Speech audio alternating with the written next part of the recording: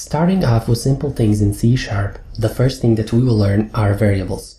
And we use variables to perform operations in our game. For example, if we want to calculate the player's position or move the player left or right, we need a variable to do that for us. The first variable that we will learn is called a float variable, and a float variable represents a decimal point number. So how do we declare a variable? Well, first we type the type of that variable, in our case a float, and after that we need to give it a name. The name depends on you, but you want to give a meaningful name so that you can remember for what you want, to use that variable. For example, if we want to calculate the player's x position, we will name this variable x is equal to, and now we assign a value, so let's say 1.2 for example.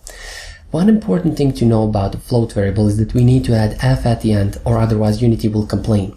If I remove this f and go here into Unity Editor, we see that we have an error. It says literal of type double cannot be implicitly converted to type float. And if I go back into our script and add f, that will remove that error. But the reason for that error was that we also have another type of variable called a double, which also represents a decimal point number. So we can say double y is equal to 1.2 like this, and this denotes the same number. And if we remove this f here, Unity will think that this number is a double, and that's why we need to add f at the end to tell Unity that this is a float and not a double. The same way that we have decimal point numbers, we have whole numbers, and the whole number is represented using an integer. So we can say int or int, and I'll just name it a is equal to 2. So we cannot say 2.2 or 2.3, that is automatically an error, and as I said, an integer represents a whole number. Another type of variable that represents characters is a string. So we can say string, for example, hello is equal to, and we need to add these quotation marks.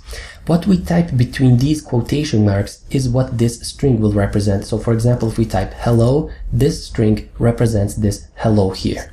And the last variable that we will learn is called a Boolean variable. So we can say bool, for example, g is equal to, and it can only have one of the two values. It can either be true or it can be false. And then just type this, right? So it's false. And we use booleans in conditional statements, which we will see a little bit later. Before we end this lecture, I will show you how can we use debug.log to output something in the console. And we use debug.log to debug our game. So we can say debug.log like this, and here we need to pass it a parameter, a type of string.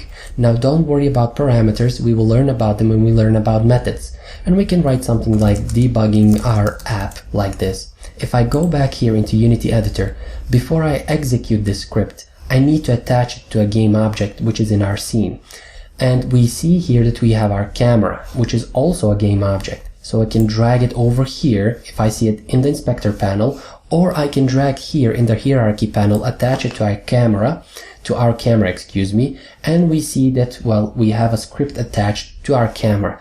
If I go here to our console, if I play or run the app, we will see that debugging our app is displayed in the console.